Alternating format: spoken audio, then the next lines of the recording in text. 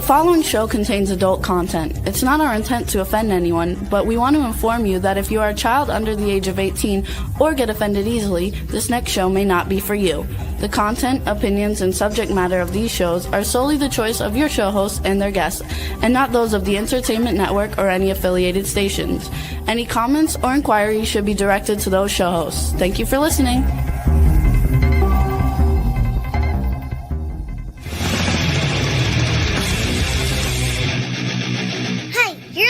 To the Adventures of Pipeman on W4CY Radio.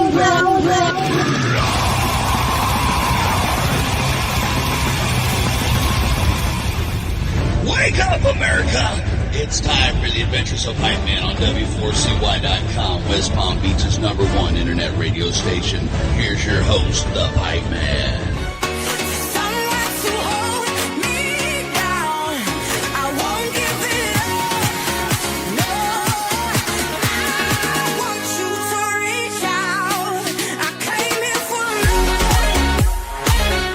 This is the Pipeman here on the Adventures of Pipeman W4CY Radio, and I'm here with our next guest I'm very excited about because she's going to talk about this killer Jewish singles party, and I think in 2025 we probably need that more than ever, even though it's been going on for 38 years. That's amazing.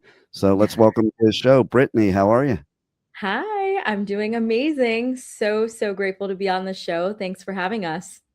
Oh, my pleasure. So, first of all, it's been dubbed the #1 holiday party in the country by USA Today.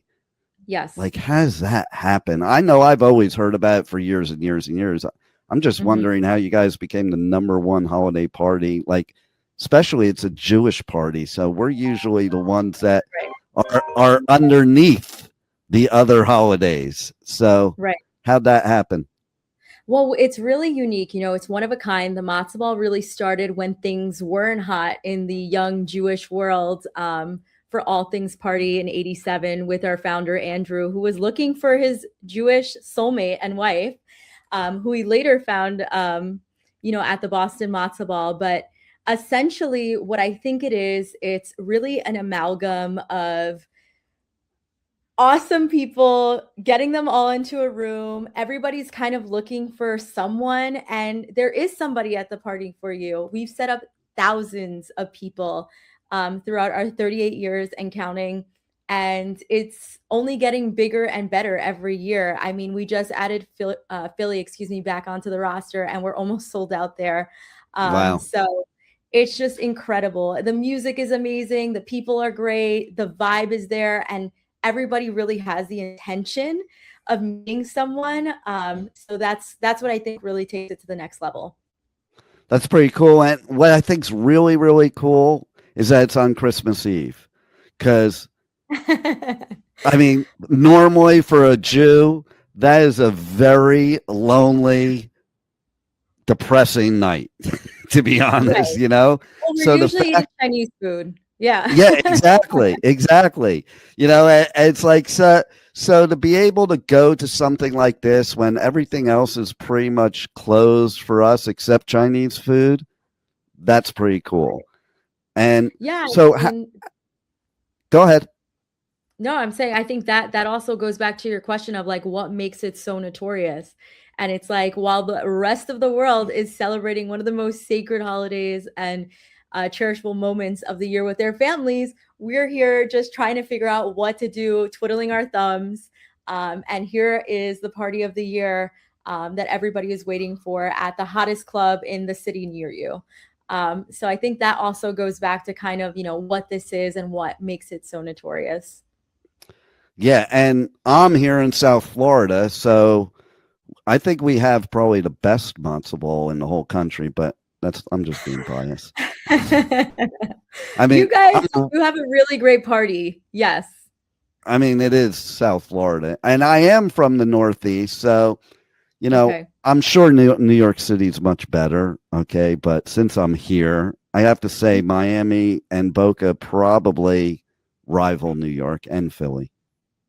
Oh, definitely. So I would say, New York is obviously one of our larger markets. Miami Yeah. definitely is there. There's the Jewish community is huge in New York. It's vibrant, but it's also a very different community than Miami and Boca.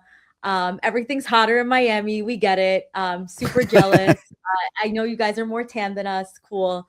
But I think the bottom line is, and listen, if you're in New York, feel free to go to Miami and go to the Matzo Ball I live, or go to Boca or wherever, LA. I mean, the match or your match that you're looking for could be there. And if not, then there's Jewish geography, and there's probably somebody that knows somebody for you. I mean, some parents that we set up, they come back and they buy their children, or like grandparents will buy grandchildren tickets because they know this is the party of the year. I mean, it's notorious. If you don't know what the matzo ball is, it's like, where have you been? And it speaks for itself in terms of where we're at. We're just like 2 weeks away, basically. And it's just unbelievable to see how many DMs we get. I get messages every single day on Instagram of people saying, I met my partner here, or I have a baby now, or it's just such a That's wonderful, cool. enlightening experience. And it makes what I do and like what we do at Matzo Ball so special. I'm just grateful, to see the stories, and it's all about the story. And that's why we keep doing what we do. There's a lot of overhead and there's a lot of stress in the making of the party. But Oh yeah. once it's there, it's like, wow, this was so worth it. Right. That's the whole thing. Like when you're prepping for it, it could be kind of hell, and then when it happens, you're like, wow, that was definitely worth it. When before you were probably not thinking that way until it actually happens. Definitely. So what's your, besides Andrew's, what's your favorite story of matzo ball? Oh my goodness, there's so many. I have had so many incredible experiences. I think the coolest part of it all is me being there for the actual event and seeing all my friends that didn't know I was doing this walk into the room and say, Brittany, what are you doing here? And I'm like, oh yeah, I'm like kind of putting this thing together with the help of an incredible team, of course. But that's really cool to see people kind of know each other and warm up to one another. And it feels like a group of friends that are partying and just having a good time on a really amazing night of the year. I think that's my favorite part in its essence. But then of course, like I love to set up people. So it's like when you see people kind of schmoozing, you're like, oh my God, like, am I like making a little shidduch here? Like, is this happening? And it is. So it's incredible. It really is. See, I love that too, especially now, because I think events like this for Jews is what we need more than ever now. We need a lot of positive. There's Yes. plenty of negative out there. We need a lot of positive, and I think it makes us feel more comfortable too, because we can go somewhere and be amongst our own people. Yes. And there are others that join us on the matzo ball or at the matzo ball, and they absolutely love it. I've gotten a lot of stories of people that have joined us as well.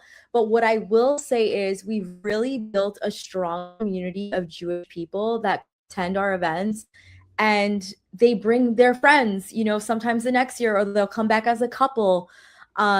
It's so amazing to have this foundation that we've curated, and it's been so incredible to see the aftermath of it all.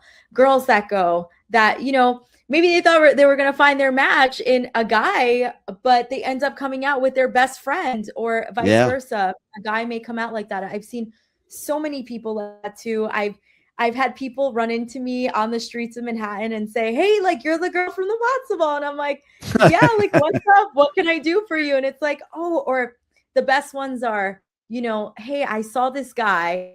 Do you know who he is? And they'll send me a screenshot of like him in the back of a video, or like the girl or the guy will do that. And it's an incredible experience. So the bottom line is, if you're not going to the matzo ball on Christmas Eve, the 24th, you need to be there. It's the party of the year for a reason, and come with your partner, even if you are not single, but it is tailored for our Jewish singles, 21 to 49. But I think to a point that you made, you know, a lot of people that go there, they go there because it's a singles thing, but then they go every year because they met friends and they, you know, Right. they have their tribe, so to speak, that are going there. Yeah, we do. We were like creating our own little tribe, our MATZOBALL tribe. That's a good one. Nice, right? Let Hashem know, you know, we got our own little thing going on down here. But I think it's just ultimately so special. And, you know, Andrew's done an incredible job just keeping up with it and really being the start of it all. I think the MATZOBALL, I don't think, I know the MATZOBALL is the pioneer of all Jewish events. And everyone knows it. Your grandparents probably know it. If you're an American and you have been here and you don't live under a rock, you know who we are.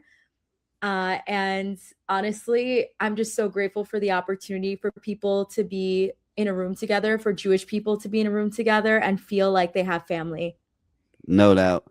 And then now you're paired with Jewzz, which is a new Jewish dating site.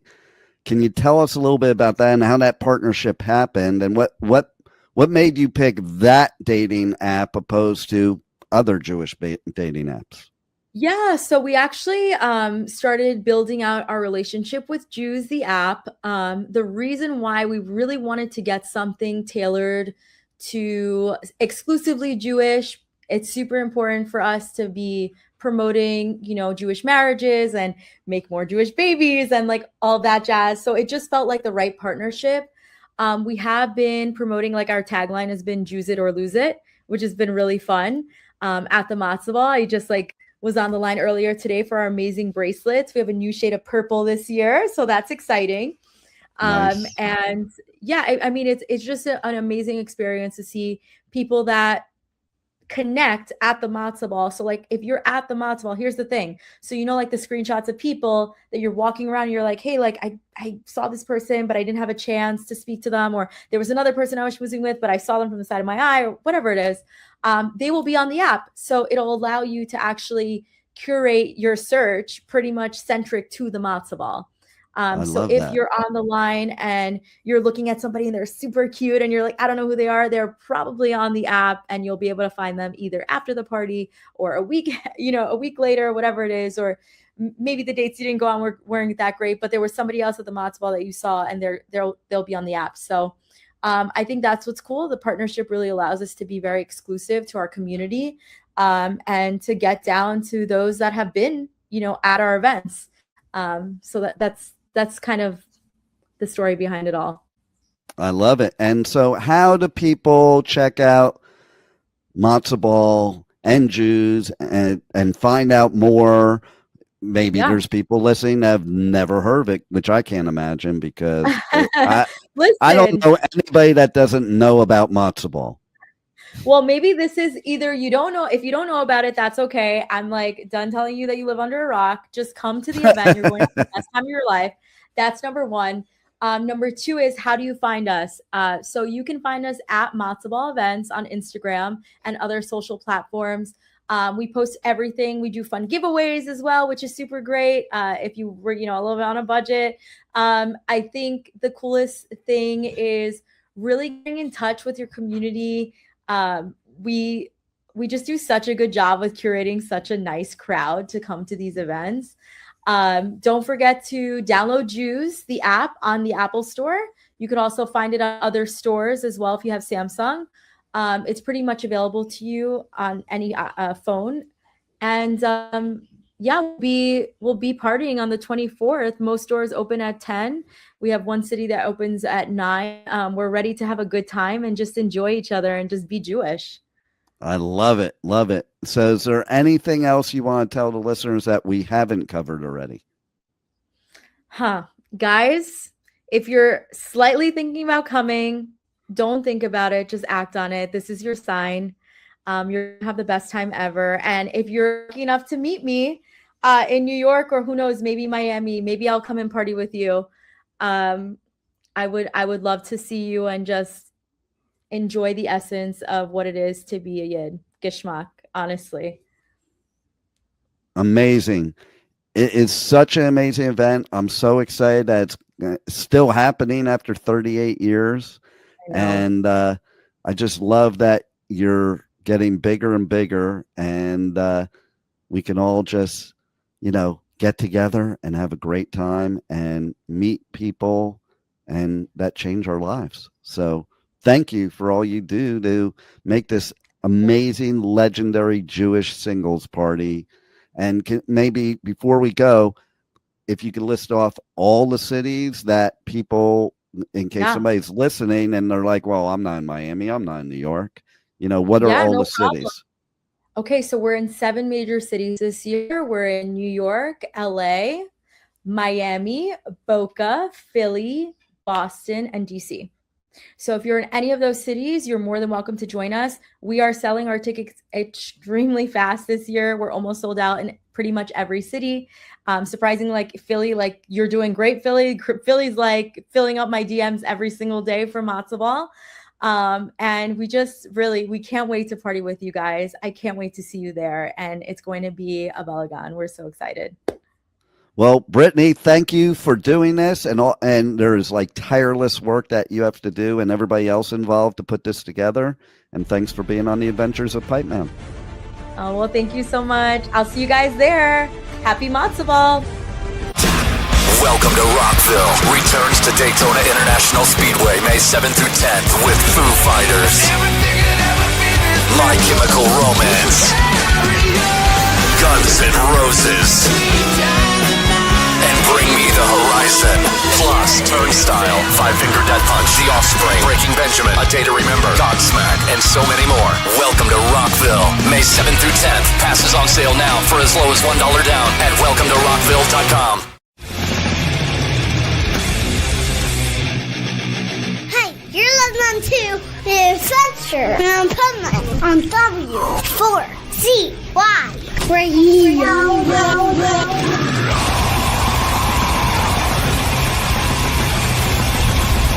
Yo, it's the Adventures of Pipeman here on W4CY Radio, the Positively Pipeman segment. And as the Pipeman starts his holiday tour, the Pipeman radio tour is over for 2025. But now I'm on the Pipeman holiday tour because I have 4 kids, 8 grandkids, and it's a lot of people I have to visit and go to. So actually, I have got some new technology for my superpowers where I can be 2 places at once. So I am up in the Panhandle of Florida at my daughter's house for Hanukkah, but I'm also here in the studio in Palm Beach Gardens, South Florida, doing the show. I have figured out how to do both, and I'm here doing it. And today's a great show because we will have the pet health guru come on first, and we're going to talk about, is my pet addicted? And you'll hear what that's about. And then after that, we're going to run some commercials for some festivals that we're giving away tickets for. So you can literally go to any of my socials at Pipeman Radio. Tell me you want to be entered to win. Pick the festival you want to go to. You'll see the commercials today. So far, we're doing 2 that we're doing ticket giveaways for, and you will be entered to win. And then we're going to go into the powerful business strategy segment of the show with our resident expert, Michael Barbarita, and he's going to talk about live events and webinars. And those are some of my favorite things. Obviously, I go on the Pipeman radio tour. However, right now, let's go to one of my favorite guests ever, who is the longest running guest on my show, with the longest running show next to mine on our network. So let's welcome in the pet health guru. Hey, how you doing, Dean? Hello, pet health guru. How are you? That's great to be here. It's always good to talk to you on the show and try to get some information out there for our people. Oh yeah, no doubt. We course, need a lot of information for these people, to be honest. Oh, it's crazy. It's really crazy out there, the things that are going on and all the misinformation. Every day I get a ton of text messages, emails, social media This world is nuts. Are you kidding me? I say that every day. Like, talk about nuts. It's beyond nuts, in my opinion.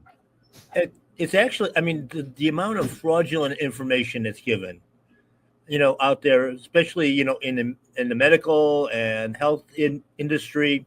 Of course, we find it in the food industry as well. It drives me crazy every day. I have to calm down and try to get through it. And then I look in the eyes of the people I'm talking to, and all you see is a blank stare. Totally. And so, like, all right, I talked about, is my pet addicted? That's why I send them again. Now, I am blown away of how this insanity of this world of pumping humans up with drugs has turned into, like, all these people. It really annoys me. All these people that have all these issues that they take all these meds for some reason, they think their pets have all the same issues as them, like it's genetic or something. And that, like, she's not going to like it very much, but somebody I know very intimately has one of their cats on cat Prozac. Yeah. Happens all the time. And it's an issue that I deal with every week. Actually, we're going to be talking a little bit on this week's show on the Pet Health Cafe. I've got a special guest coming in, but we're going to talk about how the holistic community, now their option is, if you want natural health, is you have to go to social media because there's no doctors out there that freaking know what they're talking about. Wow. Well, that reminds me of, like, criminal cases now. The number one piece of evidence is social media. It's insane. It is. It really is. What's insane is that people are stupid enough that it became the number one source, because people incriminate themselves on social media all the time. Hello, people. I don't know what's going on, what drugs you're on that Big Pharma's giving you, but if you put it on the internet, you're going to get busted. Just saying. Yeah, it's a confession, basically. Totally. It's kind of like, too, okay, I don't know how you feel about this, but just because marijuana is legal in some states, and just because medical is legal, doesn't mean you should be getting on your podcast and puffing a blunt the whole time, or go on TikTok, or, like, first of all, it's still federally illegal, idiots. You can still go to jail for it. And by the way, just because you have a medical thing or whatever, doesn't mean you can smoke anywhere you want, when you want, whatever. It's a private thing. Like, are you going there and popping your Xanaxes on your podcast or on your TikTok? Yeah, you probably are, and that's stupid too. Yeah, that really is. And, all the drugs are an issue anymore on our pets because it's a brand new market for the pharmaceutical companies, because first off, the client using the substance can't complain very much. Their only expression is, I fall over dead, basically, with an overdose. Everything else, it's just, and when you look at the way they even prescribe, especially, we mentioned in the teaser about painkillers. Take your dog, cat in for routine surgery, which is no such thing anyway. It should all be emergency medicine, but they put your dog or cat on painkillers for 2 weeks with a specific amount, a specific dosage, and send you out the door. There's no follow-up. And then, of course, when they get down to the end of the 2 weeks, it's cold turkey. Well, not only that, they get big money if the pills kill the animal. So why should there be follow-up? Because then they get another big paycheck for, whatever they got to do. Yeah, the disposal services. Yeah, I know. It's so exasperating because there is no follow-up, really. There's, it's just, they're drug dealers.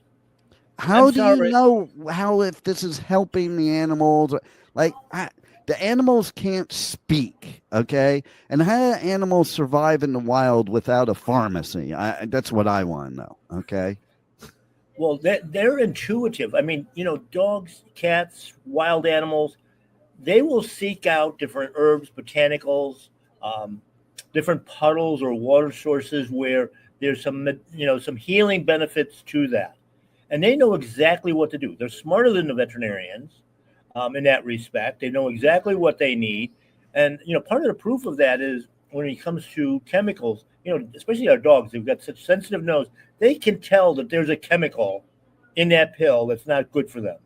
And here you are playing sumo wrestler with your dog to try to get a freaking tablet or capsule down their throat. And, half the time they spit up, they're not getting much benefit of it. The only one that's benefiting is the doctor that sold it. And you're practically suffocating them to get them to swallow it. Yeah. It kind of reminds me, okay, so you're going to laugh, but the pipe man as a baby, if he didn't like food, I would do this. And literally, my mother would not let me leave the high chair until I swallowed that food, and sometimes even hold my nose to get me to swallow it. And that's what we do to these poor animals. Yeah. Yeah, it's exactly right. And, and as a pet owner, there's a lot of them that just get fed up with it, trying to do it, and they don't get any medication at all. Not that the medication would necessarily help them. Like I say, because there's all kinds of the plethora of real nutrition that, number one, would have prevented them to have this procedure done. But number two, will do the healing. And it's not about a single therapy. Doctors and veterinarians look at a single modality of treatment. It's got to be either the chemicals, the radiation, or the cutting. And it's only within a small, narrow range that they even do it. When you look at how nature creates all this stuff, they're eating and drinking and cleansing themselves in 1,000 different ways. But, it's like everything else in our society. I know you're doing this with your dual studio appearance, but down here in South Florida, for just before Thanksgiving, we've had nothing but chemtrails again, even though they're banned in the state. So we're getting bombarded with chemicals. We have no idea what they are. No. And of course, the stress of it, the chemical contamination, that's all the things that are going to cause so-called disease symptoms. The symptoms are, they actually named the disease for the symptom, basically. IBD. Yeah, you got irritated bowel syndrome. Okay, what's the cure for it? Quit irritating the damn thing. Yeah, okay, I'm going to get hate for this, but I hate to tell you people, not everybody in the whole world has ADD, okay? And everybody owns this ADD. If they get a little hyper, they have ADD. If they do that, first of all, there's nothing wrong with energy, people. Okay, you should have energy. If you don't have energy, your body is not in good health. That's number one. Number two is, it's like this thing, and now all of a sudden animals have ADD. Get the hell out of here. Okay, animals don't need Ritalin or Adderall because they have ADD. Come on. Okay, that is the most ridiculous thing I ever heard. And the fact of the matter is how do we know it's helping them? Maybe it's not. And you talk about pain relievers.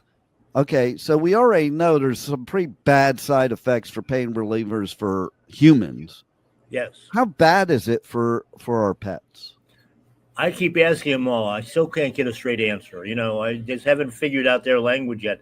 But I can look at them and I can tell by their physical being. They're knocked out. They're sluggish. They're lethargic. Many cases we have secondary issues, loose stool, vomiting, all the gastric things. That's all a big part of it.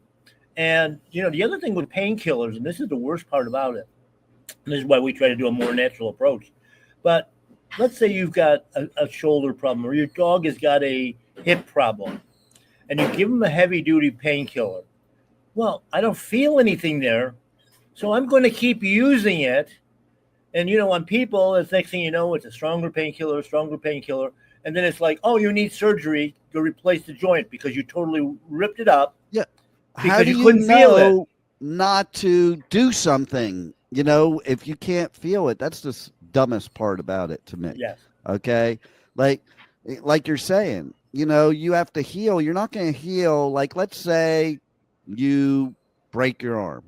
You're not going to heal if you keep using that arm that's broken. And if you have painkillers and you don't feel the pain, you're not going to know when you're using it. Like, I want to know when I feel the pain so I know, I'm not supposed to do that. Yeah. Well, it's not only that. There's another step even beyond that, because now that you got the painkiller in there, which is basically numbing that whole area, the body doesn't know to send the right cells, the right hormones and enzymes to that area to even start the healing. So all we're doing is pushing it down the road until basically the worst types of things can happen. So we were also going to talk a little bit about artificial stuff in foods, and I have a question for you in that realm. And it goes in line with addiction too, pet addiction. I noticed something recently at somebody's house where, and this person, does a lot of research and takes very good care of their animals, knows what not to give them, what to give them. And in this instance, it's only a little bit that they give the cat, but these cats, you can tell they're addicted. It's like giving them cocaine or something.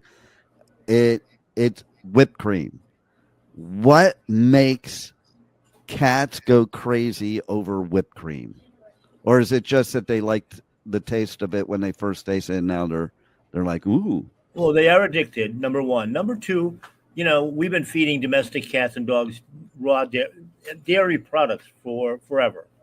And because commercial pet foods are so depleted of nutrients, anything that they can sense that might be in there that they can use, they will eat inappropriately. That's why we have dogs that are eating poop, because and a big one is that they go after the cat poop because the cat diets have got a much higher protein level, a lot more meat, if you will, for a carnivore in it. And what they're excreting is actually better than most of the pet foods that are on the market today. Wow. That's amazing. It is. And then, of course, like the dog foods, they put food color on it. Dogs are colorblind. Why would we add a synthetic color to a food, to an animal that's colorblind? I don't even know why you would do it to begin with, whether colorblind or not. That's the most idiotic thing I've ever heard. Well, not the most. There's a lot of the most. Yeah, there's a lot of those. In the food, in the additive department, all the flavor enhancers, which are addictive drugs, basically, the preservatives, the pre-processed components that all contain these same things. So you're getting a multitude of layers in any ultra-processed food, whether it be for dogs, cats, people, even horses. They do the same thing with almost all livestock today. And this is what's leading to all the health problems. And then you go to your so-called physician, and they just add more poison on top of it, and you just keep adding until the layer of additives and the layer of drugs equal each other. Oh my! Can't make stuff up. I'm telling you, you really can't. Is there anything else you want to add about, pain relievers, pet addictions, foods, all that before we go? Well, the whole thing is you got to start out with the basics. What do these animals need? What's a species appropriate diet? We can't decide on that even in people, because you can go all the way from vegan to carnivore with about 27 definitions in between that. I was listening to a seminar this morning by one of the top canine cancer researcher, and it's funny because he was quoting basically what I've been saying for 20 years. And it's a new discovery. He's only been studying it for 30. But that those so-called cancer cells aren't really cancer cells, but they are regular cells that have been deformed and damaged because of chemicals in the body. But the other thing is the way even drugs and the way foods work. If you're like most people are, and most dogs today, unfortunately, running off of carbohydrates, glucose, everything will react differently than if you're running on ketones, on a ketosis diet and a ketogenic diet. So even we find that the interactions in the body are totally different between those two types of energy creation. So how can you say something is working, not working, beneficial, not beneficial? It's like I said, during the pandemic, the one thing we did learn is that medicine knows nothing. Well, thank God the pet health guru knows a lot, because you are the person that could definitely help our pets and our humans, and our humans need a lot of help too. So tell everybody how they can reach out to you, check out, My Paleo Pet, check out your show, all that good stuff. Yeah, I mean, on online, the show is Pet Health Cafe. It's found on YouTube and, of course, on stations here on the W4. HC Radio, Health Cafe Live. Yeah, all of those. And actually on the audio part, we're on hundreds of stations worldwide. So if you like looking at me, that's fine. Do the video. If you just want to, if you're driving down the highway, listen to it on your, whatever device you use. Wherever you listen to your podcasts, tune into Pet Health Cafe, and you can catch all of the past shows. Yeah, and of course, I'm available for consultations and that sort of thing for both people and for pets. You can book those right on mypaleopet.com, and we'll be glad to at least direct you in a direction where you can create your own healthy space. Nice. Well, once again, enlightening and a pleasure to have the pet health guru here on the Positively Pipeman segment of the Adventures of Pipeman. And we'll see you again next week. Meanwhile, I talked about in the beginning of the show, people are going to have a chance to win some tickets to some festivals. So let's see one of those festivals that they can check out. Sonic Temple Art and Music Festival returns May 14th through 17th with My Chemical Romance, Tool,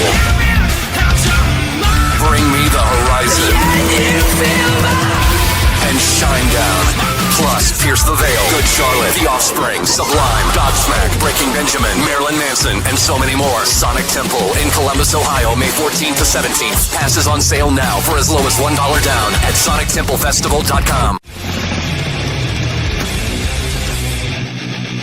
Hey, you're listening to The Adventures of Pipeman on W4CY Radio.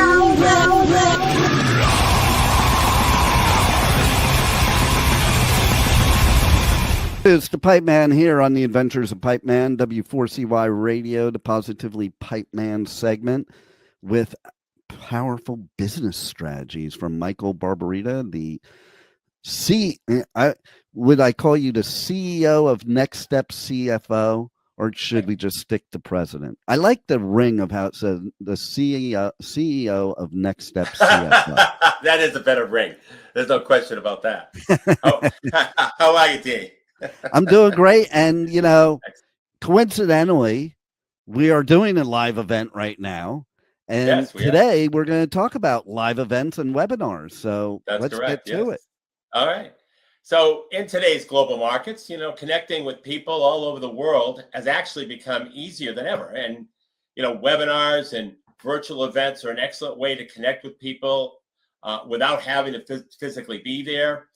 It also provides small business owners with multiple ways to scale and build connections with people, not just in their local area, but anywhere in the world, actually.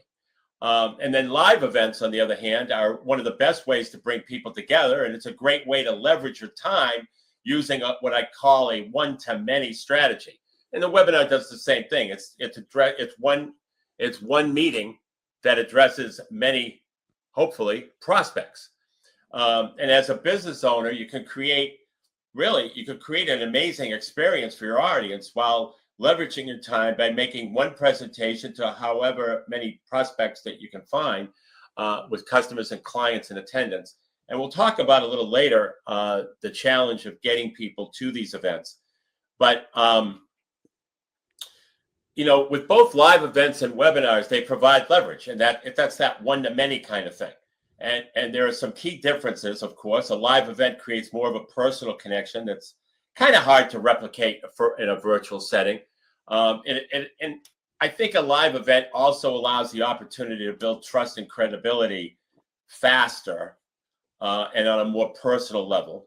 But on the downside, live events can be expensive. There's the travel, there's accommodations, there's venues that you have to set up and so forth, and you have to get people's fannies in the seats, which can be a challenge. And virtual events, they're a little simpler, they're less expensive to host.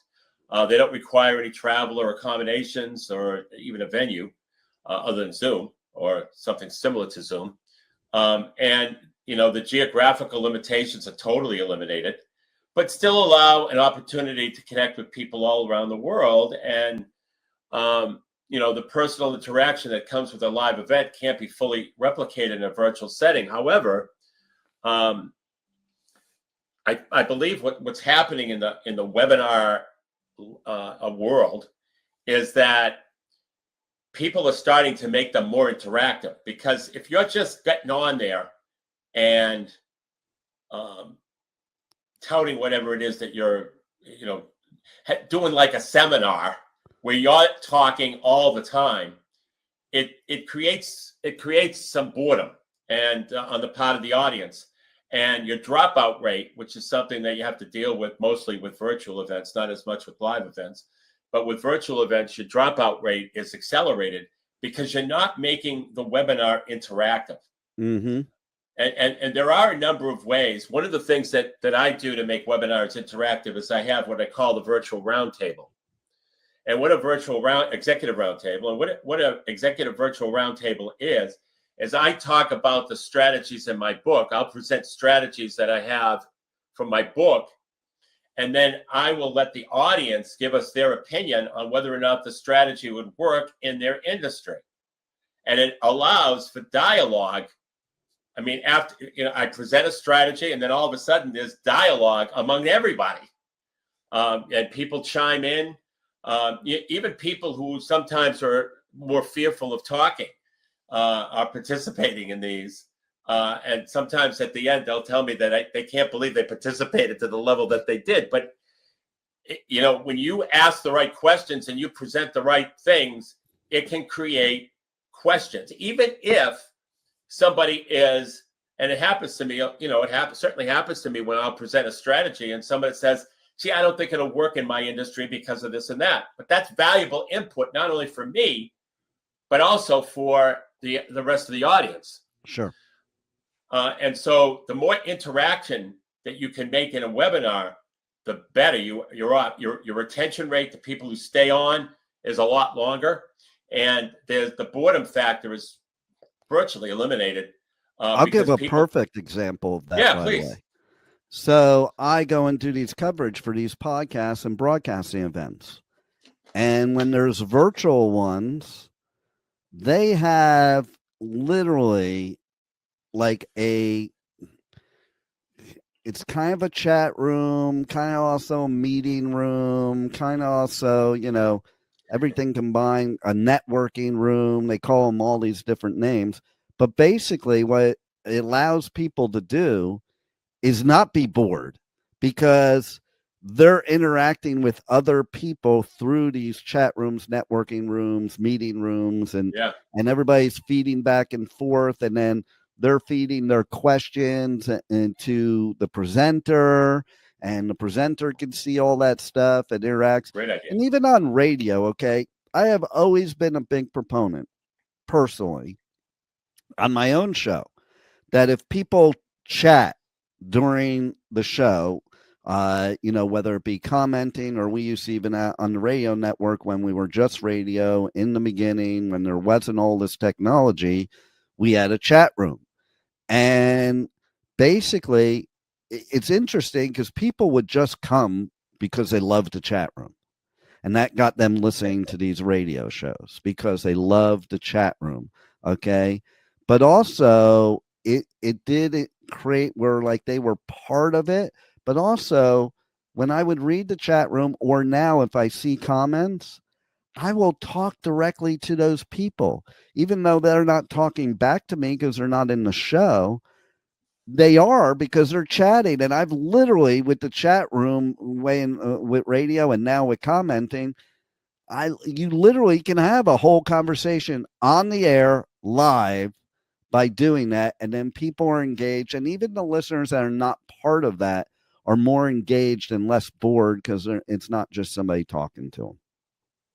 I love that. Yeah, no, I find that to be the same thing. And I think that's what makes a webinar special when it can be interactive, because it gets very monotone when just one person is speaking and kind of, there might be a lot of education value that person is offering.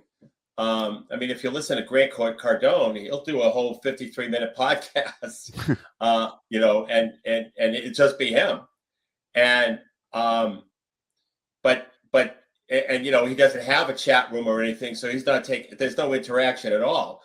And, he's really good at it. So he probably gets very high ratings and is successful at it. But I think it depends on the personality for sure. Yeah, it really does. But to the common man, I think that has to be more interactive. No doubt. And then, making an offer at a live or virtual event significantly increases your chances of closing a sale, by the way. Every time you do a live event, there should be an offer of some sort. That's a real must. Back in the room. That's right. A lot of people have live events, webinars and so forth, and don't even make an offer.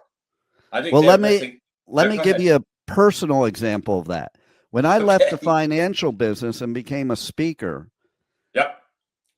like being a motivational person was the way I was all my life since I'm 11. So it's kind of a strange transition to make that what I was doing for a living. So the first year, I would do all these seminars and never try to sell anything or promote anything because I was so engrossed in the message and helping people. Okay. Yeah. Until one of my mentors gave me one of the best advice ever, best pieces of advice ever. He asked me two questions. First one is, if you truly are giving value and truly are helping people, don't you deserve to get paid? Number one. Number two, if you're not getting paid and you're not making money and you can't pay your bills, how much can you really help people? And those really hit home because I had this blockage in my head is what it was. And that really hit home. Like, okay, people ask me, even in this business, when do I have the right?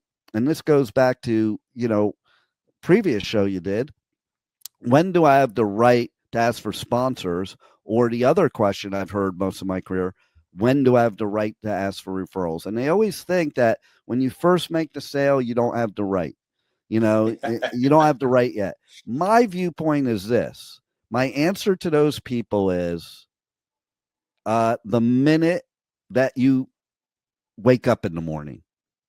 Because the bottom line is you have the right away.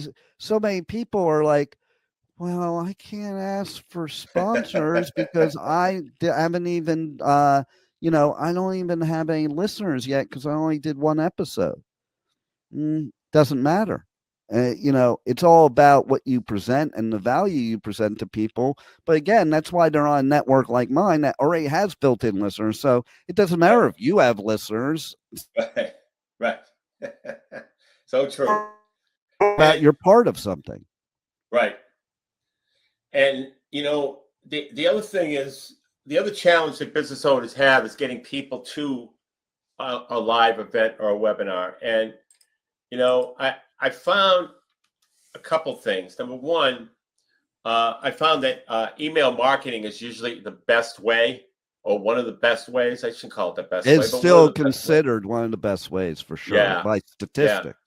Yeah, right. And so that's a good methodology. And the other methodology is using social media. And one of the things that I learned recently, Dean, was this program that LinkedIn has called LinkedIn Events.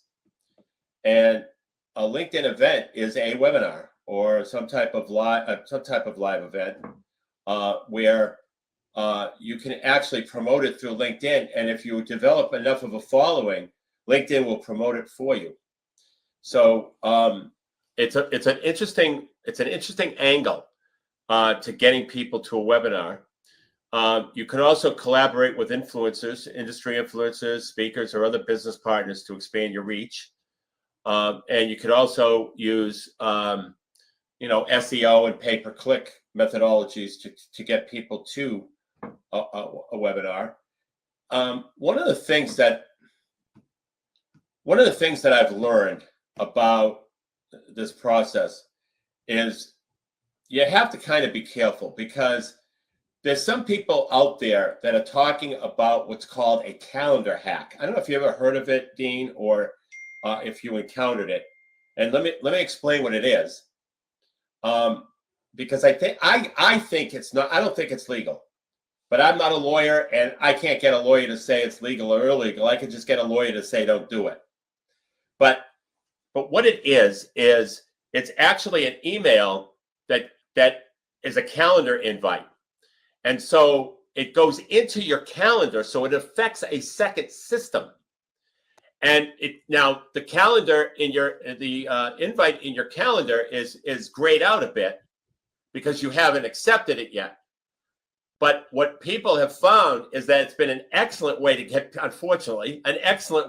people to a webinar. It's worked extremely well. I've never done it because I just don't like the ethics associated with it.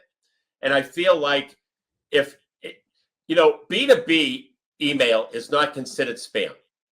Okay, as long as all of the things like opt-out opportunities and your address, your address is in there, your phone number is in there, all that stuff makes it legal B2B. But when you talk about email and a calendar invite that is impacting a second system, you have to really think about the legality of that. And there are a lot of gurus out there that are recommending the calendar hack because it works so well. But when you do it, there is a lot of blowback as well from people who are aggravated that their calendar was consumed by this event. And I have my opinion on it too. Could I get your opinion on that? Sure. I would love it.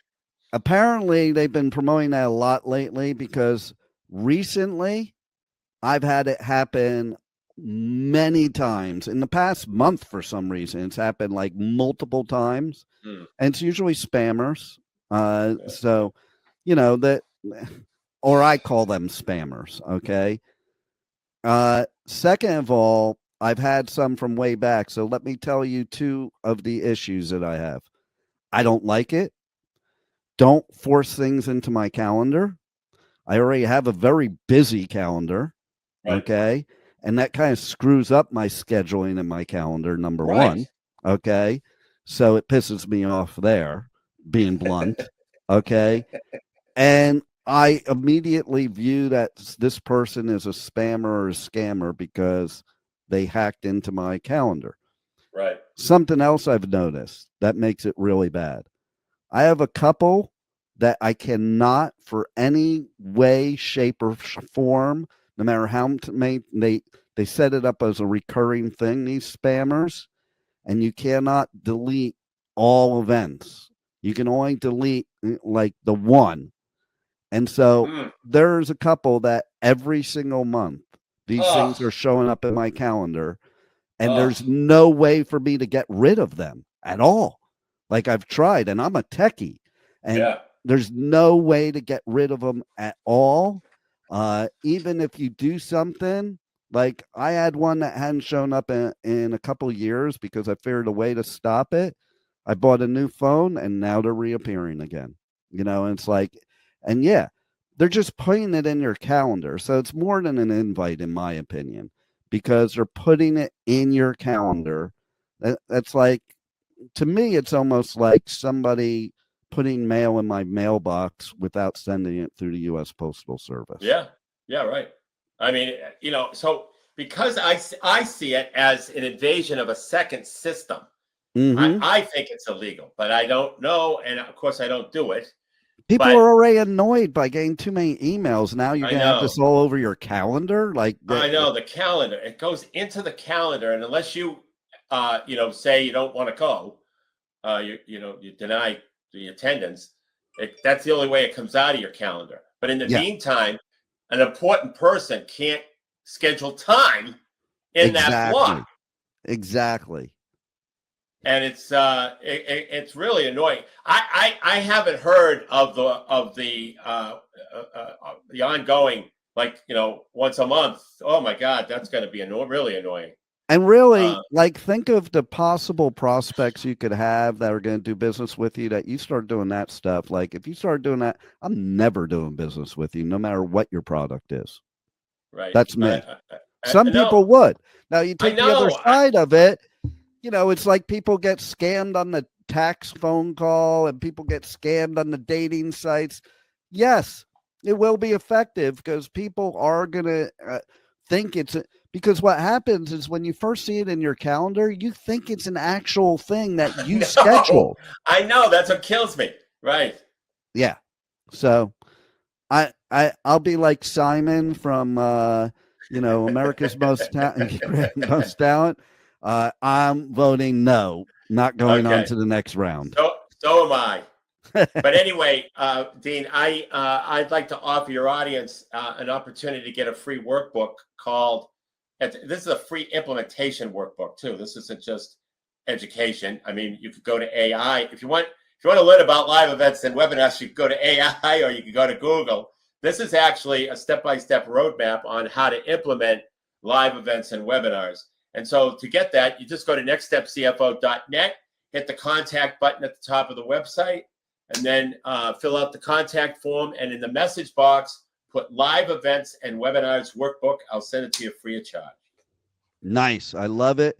I love you always give the listeners something free because they need all the help they can get, in my opinion. And that's not in a bad way. It just means we have so much getting thrown at us right now that you need the assistance of somebody like you, Michael Barbarita.